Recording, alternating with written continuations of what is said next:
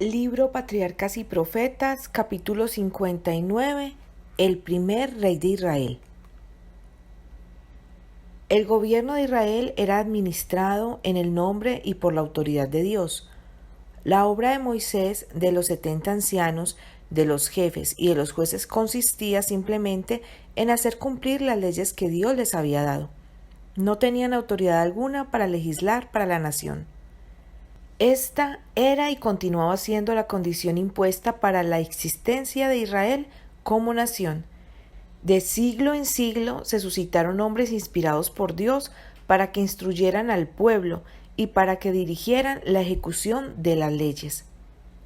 El Señor previó que Israel desearía un rey, pero no consintió en cambiar en manera alguna los principios en que se había fundado el Estado. El rey había de ser el vicegerente del Altísimo. Dios había de ser reconocido como cabeza de la nación y su ley debía aplicarse como ley suprema del país. Cuando los israelitas se establecieron en Canaán, reconocían los principios de la teocracia y la nación prosperó mucho bajo el gobierno de Josué. Pero el aumento de la población y las relaciones con otras naciones no tardaron en producir un cambio. El pueblo adoptó muchas de las costumbres de sus vecinos paganos y así sacrificó en extenso grado su carácter santo especial. Gradualmente perdió su reverencia hacia Dios y dejó de apreciar el honor de ser su pueblo escogido. Atraído por la pompa y ostentación de los monarcas paganos, se cansó de su propia sencillez. Surgieron celos y envidias entre las tribus. Fueron éstas debilitadas por las discordias internas.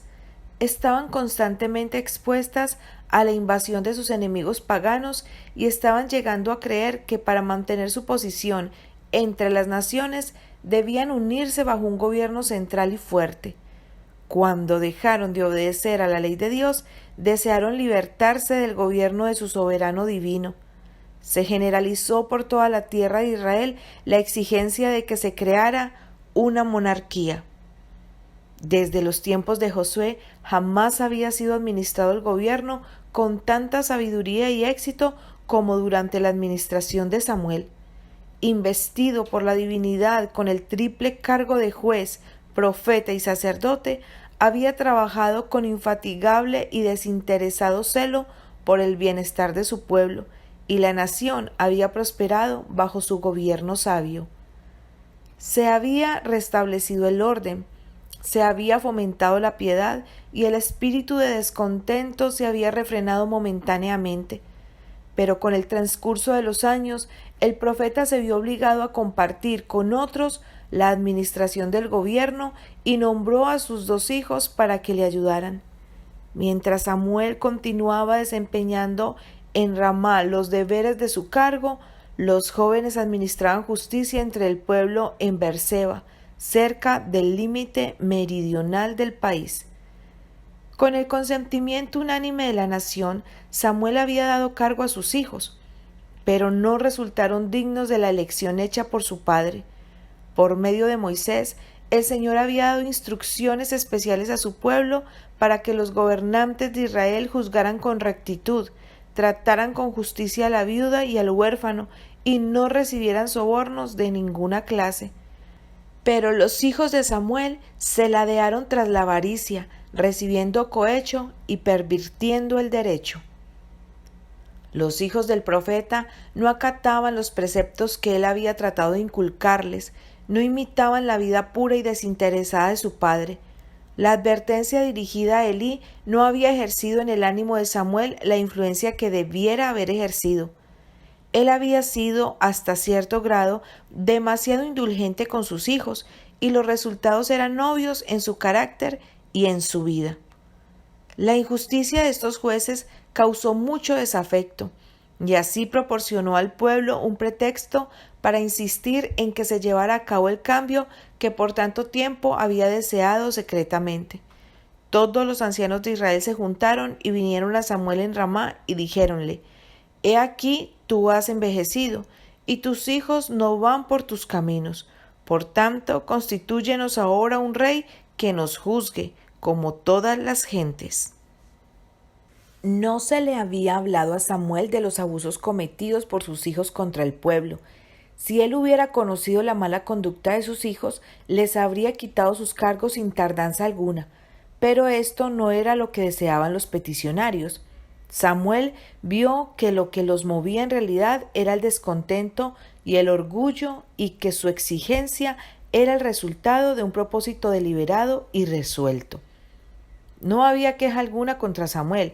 Todos reconocían la integridad y la sabiduría de su administración, pero el anciano profeta consideró esta petición como una censura dirigida contra él mismo y como un esfuerzo directo para hacerle a un lado. No reveló, sin embargo, sus sentimientos, no pronunció reproche alguno, sino que llevó el asunto al Señor en oración y sólo de él procuró consejo. Y el Señor le dijo a Samuel: Oye la voz del pueblo en todo lo que te dijeren, porque no te han desechado a ti, sino a mí me han desechado, para que no reines sobre ellos, conforme a todas las obras que han hecho desde el día que los saqué de Egipto hasta hoy, que me han dejado y han servido a dioses ajenos, así hacen también contigo. Quedó reprendido el profeta por haber dejado que le afligiese la conducta del pueblo hacia él como individuo. No habían manifestado falta de respeto para con él, sino hacia la autoridad de Dios, que había designado a los gobernantes de su pueblo. Los que desdeñan y rechazan al siervo fiel de Dios no solo menosprecian al hombre, sino también al Señor que le envió. Menoscaban las palabras de Dios, sus reproches y consejos, rechazan la autoridad de él. Los tiempos de la mayor prosperidad de Israel fueron aquellos en que reconoció a Jehová como su rey. Cuando consideró las leyes y el gobierno por él establecidos como superiores a los de todas las otras naciones. Moisés había declarado a Israel tocante a los mandamientos del Señor: esta es vuestra sabiduría y vuestra inteligencia en ojos de los pueblos, los cuales oirán todos estos estatutos y dirán: ciertamente pueblo sabio y entendido, gente grande es esta. Pero al apartarse de la ley de Dios, los hebreos no llegaron a ser el pueblo que Dios deseaba hacer de ellos, y quedaron luego tan completamente cegados por el pecado que imputaron al gobierno de Dios todos los males que resultaron de su propio pecado e insensatez. El Señor había predicho por medio de sus profetas que Israel sería gobernado por un rey, pero de ello no se desprende que esta forma de gobierno fuera la mejor para ellos, o según su voluntad. Él permitió al pueblo que siguiera su propia elección, porque rehusó guiarse por sus consejos. Oseas declara que Dios les dio un rey en su furor. Cuando los hombres deciden seguir su propio sendero, sin buscar el consejo de Dios o en oposición a su voluntad revelada, les otorga con frecuencia lo que desean, para que por medio de la amarga experiencia subsiguiente sean llevados a darse cuenta de su insensatez y arrepentirse de su pecado. El orgullo y la sabiduría de los hombres constituyen una guía peligrosa. Lo que el corazón ansía en contradicción a la voluntad de Dios resultará al fin en una maldición más bien que en una bendición. Dios deseaba que su pueblo le considerase a él solo como su legislador y su fuente de fortaleza. Al sentir que dependían de Dios, se verían constantemente atraídos hacia él. Serían elevados, ennoblecidos y capacitados para el alto destino al cual los había llamado como su pueblo escogido. Pero si se llegaba a poner a un hombre en el trono, ello tendería a apartar de Dios los ánimos del pueblo. Confiarían más en la fuerza humana y menos en el poder divino, y los errores de su rey los inducirían a pecar y separarían a la nación de Dios. Se le indicó a Samuel que accediera a la petición del pueblo, pero advirtiéndole que el Señor la desaprobaba y haciéndole saber también cuál sería el resultado de su conducta. Y dijo Samuel todas las palabras de Jehová al pueblo que le había pedido rey. Con toda fidelidad les expuso las cargas que pesarían sobre ellos y les mostró el contraste que ofrecía semejante estado de opresión frente al estado comparativamente libre y próspero que gozaban. Su rey imitaría la pompa y el lujo de otros monarcas, y ello haría necesario cobrar pesados tributos y exacciones en sus personas y sus propiedades. Exigiría para sus servicios los más hermosos de sus jóvenes, los haría conductores de sus carros, jinetes y corredores delante de él. Habrían de llenar las filas de su ejército y se les exigiría que trabajaran las tierras del rey, segarán sus mieses y fabricarán elementos de guerra para su servicio. Las hijas de Israel serían llevadas al palacio para ser las confiteras y panaderas de la casa del rey. Para mantener su regio estado, se apoderaría de las mejores tierras dadas al pueblo por Jehová mismo. Tomaría los mejores de los siervos de ellos y de sus animales para hacerlos trabajar en su propio beneficio. Además de todo esto, el rey les exigiría una 10ª parte de todas sus rentas, de las ganancias de su trabajo o de los productos de la tierra. Y seréis sus siervos, concluyó el profeta, y clamaréis aquel día a causa de vuestro rey, que os habréis elegido, mas Jehová no os oirá en aquel día. Por onerosas que fueran sus exacciones, una vez establecida la monarquía, no la podrían hacer a un lado a su gusto. Pero el pueblo contestó: no, sino que habrá rey sobre nosotros, y nosotros seremos también como todas las gentes, y nuestro rey nos gobernará, y saldrá delante de nosotros, y hará nuestras guerras. Como todas las gentes, los israelitas no se dieron cuenta de que ser en este respecto diferentes de las otras naciones era un privilegio y una bendición especial. Dios había separado a los israelitas de todas las demás gentes para hacer de ellos su propio tesoro, pero ellos, despreciando este alto honor, desearon ansiosamente imitar el ejemplo de los paganos. Y aún hoy subsiste entre los profesos hijos de Dios el deseo de amoldarse a las prácticas y costumbres mundanas. Cuando se apartan del Señor, se vuelven codiciosos de las ganancias y los honores del mundo. Los cristianos están constantemente tratando de imitar las prácticas de los que adoran al Dios de este mundo. Muchos alegan que al unirse con los mundanos y amoldarse a sus costumbres, se verán en situación de ejercer una influencia poderosa sobre los impíos. Pero todos los que se conducen así se separan con ello de la fuente de toda fortaleza. Haciéndose amigos del mundo, son enemigos de Dios. Por amor a las distinciones terrenales, sacrifican el honor inefable al cual Dios los ha llamado, el de manifestar las alabanzas de aquel que nos ha llamado de las tinieblas a su luz admirable. Con profunda tristeza, Samuel escuchó las palabras del pueblo, pero el Señor le dijo: «Oye su voz y pon rey sobre ellos». El profeta había cumplido con su deber, había presentado fielmente la advertencia y ésta había sido rechazada. Con corazón acongojado, despidió al pueblo y él mismo se fue a hacer preparativos para el gran cambio que había de verificarse en el gobierno.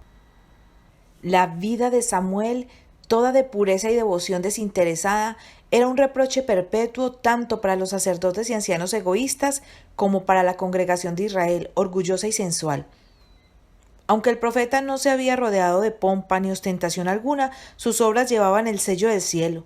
Fue honrado por el Redentor del mundo, bajo cuya dirección gobernó la nación hebrea. Pero el pueblo se había cansado de su piedad y devoción, menospreció su autoridad humilde y le rechazó en favor de un hombre que lo gobernara como rey. En el carácter de Samuel vemos reflejada la semejanza de Cristo. Fue la pureza de la vida de nuestro Salvador la que provocó la ira de Satanás.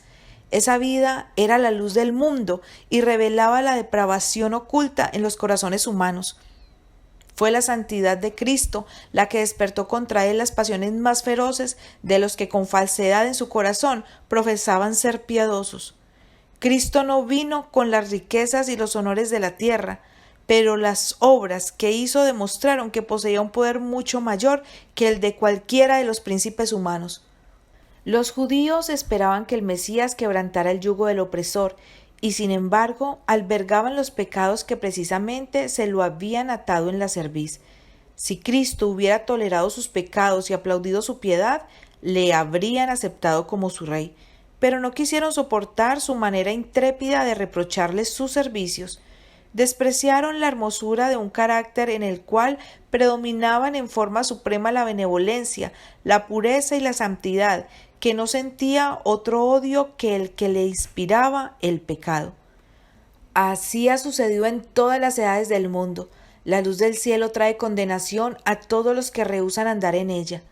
Cada vez que se sientan reprendidos por el buen ejemplo de quienes odian al pecado, los hipócritas se harán agentes de Satanás para hostigar y perseguir a los fieles.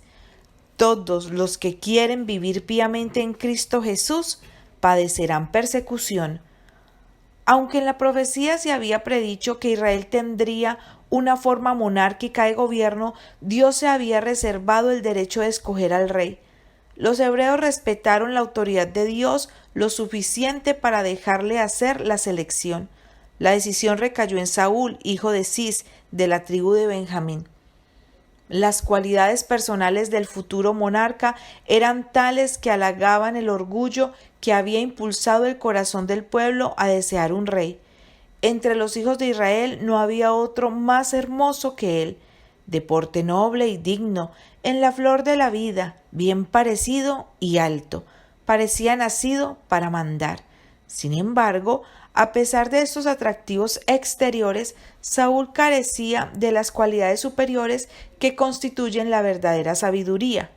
No había aprendido en su juventud a dominar sus pasiones impetuosas y temerarias, jamás había sentido el poder renovador de la gracia divina.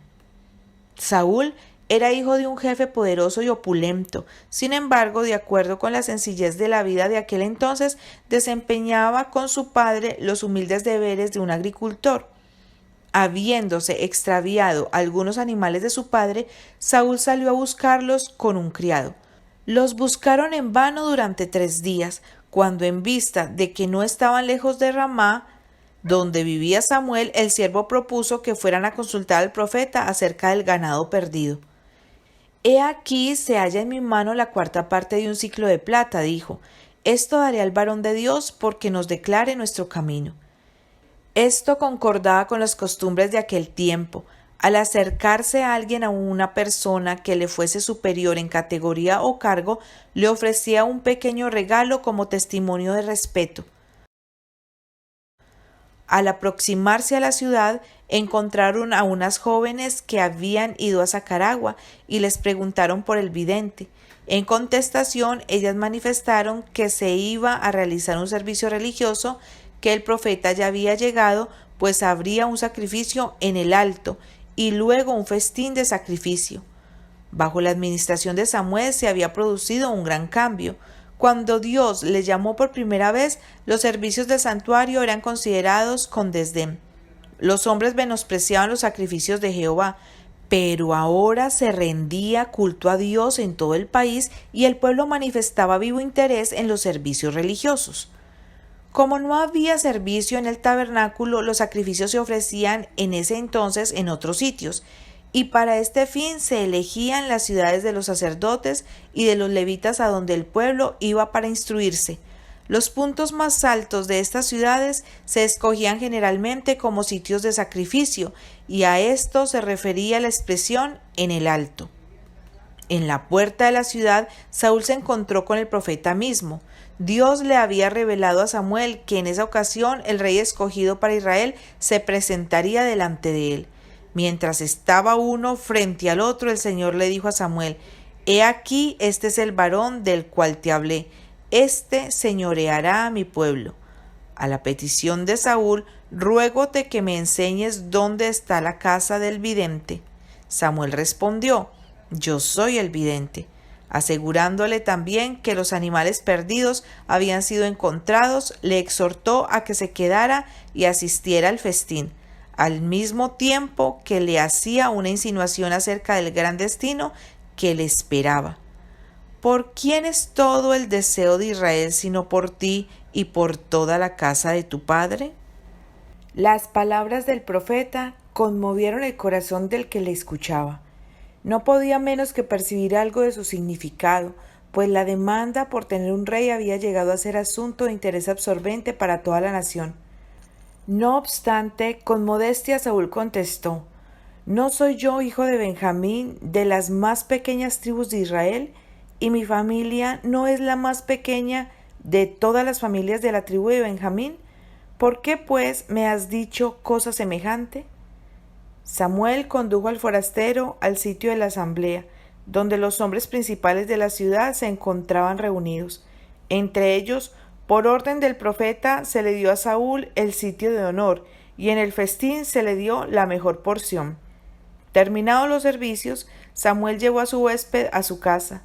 Allí conversó con él en la terraza y le presentó los grandes principios sobre los cuales se había fundado el gobierno de Israel, y procuró así darle cierta preparación para su elevado cargo. Cuando Saúl se marchó, temprano por la mañana siguiente, el profeta le acompañó. Cuando hubieron atravesado la ciudad, pidió que el siervo siguiera adelante. Cuando éste se hubo alejado algo, Samuel ordenó a Saúl que se detuviera para recibir un mensaje que Dios le enviaba.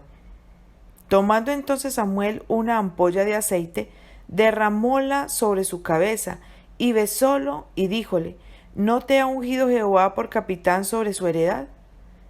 Como evidencia de que hacía esto por autoridad divina, le predijo los incidentes que le ocurrirían en su viaje de regreso a su casa, y le aseguró a Saúl que el Espíritu de Dios le capacitaría para ocupar el cargo que le esperaba. El Espíritu de Jehová te arrebatará, le dijo el profeta, y serás mudado en otro hombre. Y cuando te hubieren sobrevenido estas señales, haz lo que te viniere a mano, porque Dios es contigo. Mientras Saúl iba por su camino, todo sucedió tal como lo había predicho el profeta. Cerca de la frontera de Benjamín se le informó que los animales habían sido encontrados. En la llanura de Tabor dio con 3 hombres que iban a rendir culto a Dios a Betel. Uno de ellos llevaba 3 cabritos para el sacrificio, el otro 3 panes y el tercero una vasija de vino para el festín del sacrificio. Saludaron a Saúl en la forma acostumbrada y también le regalaron 2 de los 3 panes. En Gabaa, su propia ciudad, un grupo de profetas bajaba del alto, cantando alabanzas a Dios al son de las flautas y del arpa, del salterio y del adufe. Cuando Saúl se les acercó, el Espíritu del Señor se apoderó también de él, de modo que unió el suyo a sus cantos de alabanza y profetizó con ellos. Hablaba con tanta fluidez y sabiduría y los acompañó con tanto fervor en su servicio que los que le conocían exclamaron con asombro: ¿Qué ha sucedido al hijo de Cis? ¿Saúl también entre los profetas? Cuando Saúl se unió a los profetas en su culto, el Espíritu Santo obró un gran cambio en él. La luz de la pureza y de la santidad divinas brilla sobre las tinieblas del corazón natural. Se vio a sí mismo como era delante de Dios, vio la belleza de la santidad. Se le invitó entonces a principiar la guerra contra el pecado y contra Satanás, y se le hizo comprender que en este conflicto toda la fortaleza debía provenir de Dios. El plan de la salvación, que antes le había parecido nebuloso e incierto, fue revelado a su entendimiento. El Señor le dotó de valor y sabiduría para su elevado cargo, le reveló la fuente de fortaleza y gracia, e iluminó su entendimiento con respecto a las divinas exigencias y su propio deber. La consagración de Saúl como rey no había sido comunicada a la nación. La elección de Dios había de manifestarse públicamente al echar suertes. Con este fin, Samuel convocó al pueblo en Mizpa. Se elevó una oración para pedir la dirección divina y luego siguió la ceremonia solemne de echar suertes. La multitud congregada allí esperó en silencio el resultado. La tribu, la familia y la casa fueron sucesivamente señaladas y finalmente Saúl, el hijo de Cis, fue designado como el hombre escogido. Pero Saúl no estaba en la congregación. Abrumado con el sentimiento de la gran responsabilidad que estaba a punto de recaer sobre él, se había retirado secretamente. Fue traído de nuevo a la congregación, que observó con orgullo y satisfacción su aspecto regio y porte noble, pues desde el hombro arriba era más alto que el pueblo. Aun Samuel, al presentarle ante la asamblea, exclamó: ¿Habéis visto al que ha elegido Jehová, que no hay semejante a él en todo el pueblo? y en contestación la enorme muchedumbre dio un grito largo y regocijado: ¡Viva el rey! Samuel presentó luego al pueblo el derecho del reino y declaró los principios en que se fundaba el gobierno monárquico por los cuales se había de regir. El rey no había de ser un monarca absoluto, sino que había de ejercer su poder en sujeción a la voluntad del Altísimo. Este discurso se escribió en un libro donde se asentaron las prerrogativas del príncipe y los derechos y privilegios del pueblo. Aunque la nación había menospreciado la advertencia de Samuel y el fiel profeta se había visto forzado a acceder a sus deseos, procuró en lo posible salvaguardar sus libertades.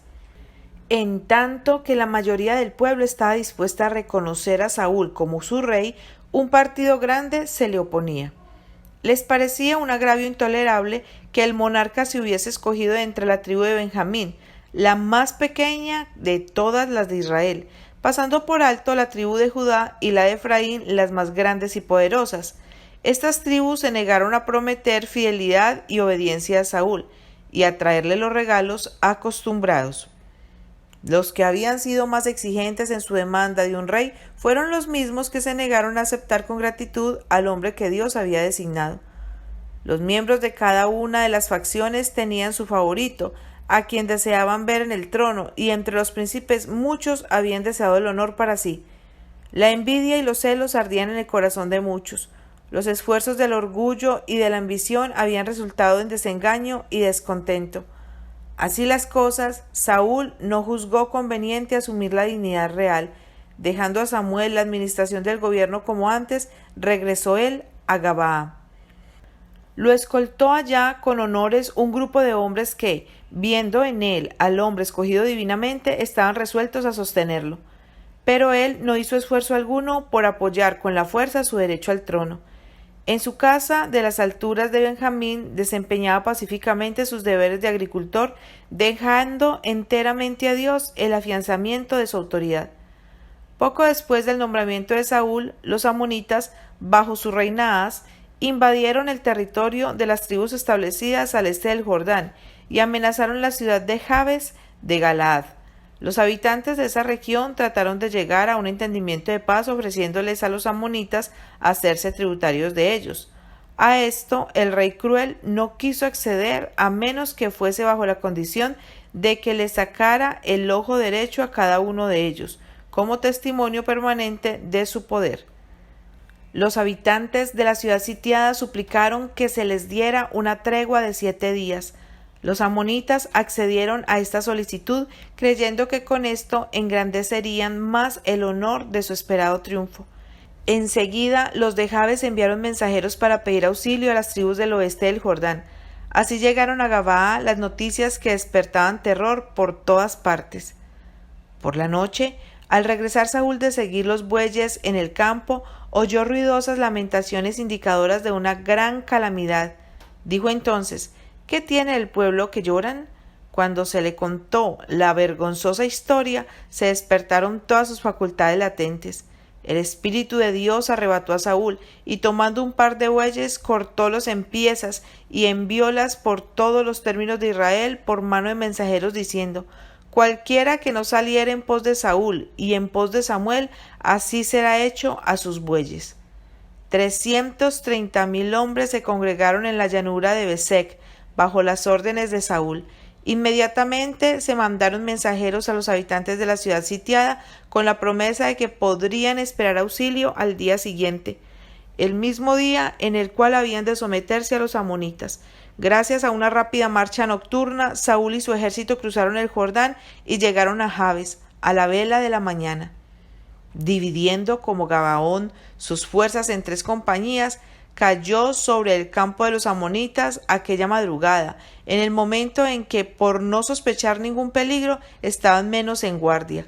En el pánico que siguió al ataque, fueron derrotados completamente y hubo una gran matanza, y los que quedaron fueron dispersos, tal que no quedaron 2 de ellos juntos.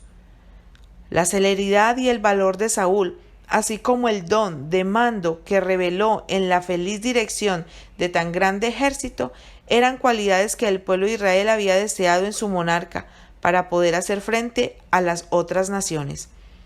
Ahora le saludaron como su rey, atribuyendo el honor de la victoria a los instrumentos humanos y olvidándose de que sin la bendición especial de Dios todos sus esfuerzos hubieran sido en vano. En el calor de su entusiasmo, algunos propusieron que se diera muerte a los que al principio había rehusado reconocer la autoridad de Saúl. Pero el rey intervino diciendo: no morirá hoy ninguno, porque hoy ha obrado Jehová salud en Israel. Con esto dio Saúl testimonio del cambio realizado en su carácter. En vez de atribuirse el honor, dio a Dios toda la gloria. En vez de manifestar un deseo de venganza, mostró un espíritu de compasión y perdón.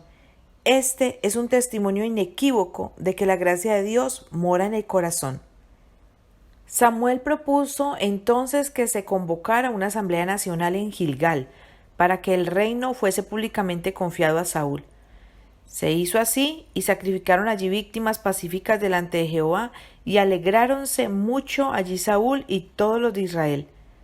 Gilgal había sido el sitio donde Israel había acampado por primera vez en la tierra prometida. Allí fue donde Josué, por indicación divina, erigió la columna de 12 piedras para conmemorar el cruce milagroso del Jordán. Allí se había reanudado la práctica de la circuncisión. Allí se había celebrado la primera Pascua después del pecado de Cades y la peregrinación en el desierto. Allí cesó el suministro del maná. Allí el capitán de la hueste de Jehová se había revelado como comandante en jefe de los ejércitos de Israel. De ese sitio habían salido para conquistar a Jericó y a Ahí. Allí Acán recibió el castigo de su pecado y se hizo con los gabaonitas aquel tratado que castigó la negligencia de Israel en cuanto a pedir consejo a Dios. En esa llanura, vinculada con tantos recuerdos conmovedores, estaban Samuel y Saúl, y cuando los gritos de bienvenida al rey se hubieron acallado, el anciano profeta pronunció sus palabras de despedida como gobernante de la nación. He aquí, dijo él, yo he oído vuestra voz en todas las cosas que me habéis dicho, y os he puesto rey. Ahora pues, he aquí vuestro rey va delante de vosotros. Yo soy ya viejo y cano, y yo he andado delante de vosotros desde mi mocedad hasta este día. Aquí estoy. Atestiguad contra mí delante de Jehová y delante de su ungido, si he tomado el buey de alguno, o si he tomado el asno de alguno, o si he calumniado a alguien, o si he agraviado a alguno, o si de alguien he tomado cohecho por el cual haya cubierto mis ojos, y os satisfaré.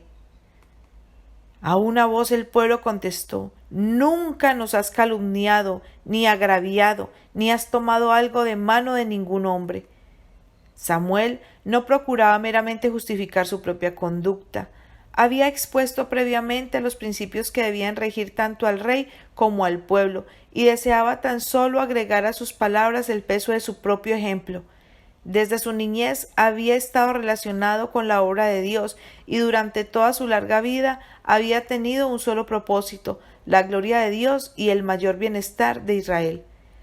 Antes de que pudiera Israel tener alguna esperanza de prosperidad, debía ser inducido al arrepentimiento para con Dios. Como consecuencia del pecado, había perdido la fe en Dios y la capacidad de discernir su poder y sabiduría para gobernar la nación. Había perdido su confianza en que Dios pudiera vindicar su causa. Antes de que pudieran los israelitas hallar verdadera paz, debían ser inducidos a ver y confesar el pecado mismo del cual se habían hecho culpables. Habían expresado así su objeto al exigir un rey: nuestro rey nos gobernará y saldrá delante de nosotros y hará nuestras guerras.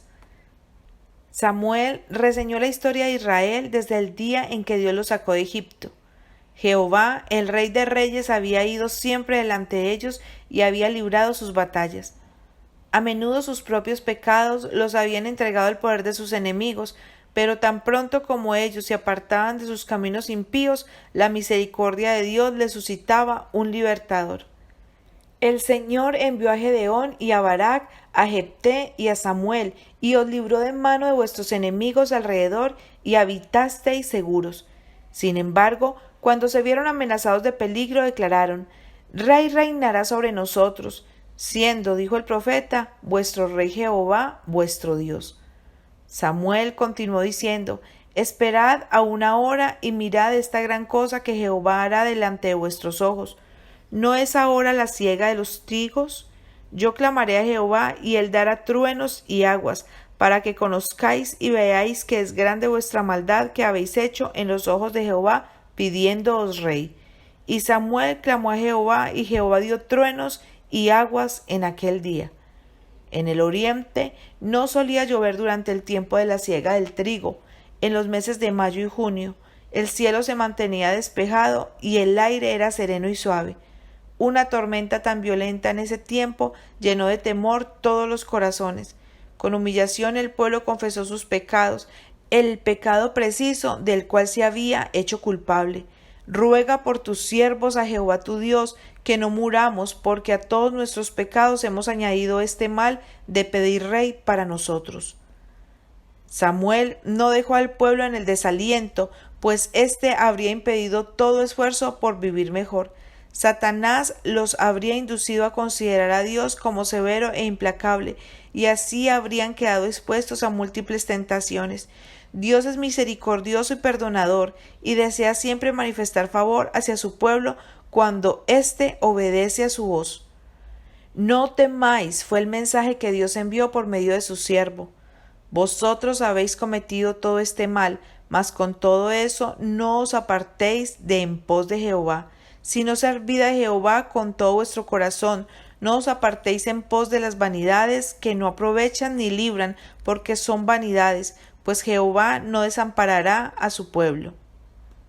Nada dijo Samuel acerca del desprecio que él había sufrido, ni reprochó a Israel la ingratitud con la cual le había atribuido toda una vida de devoción.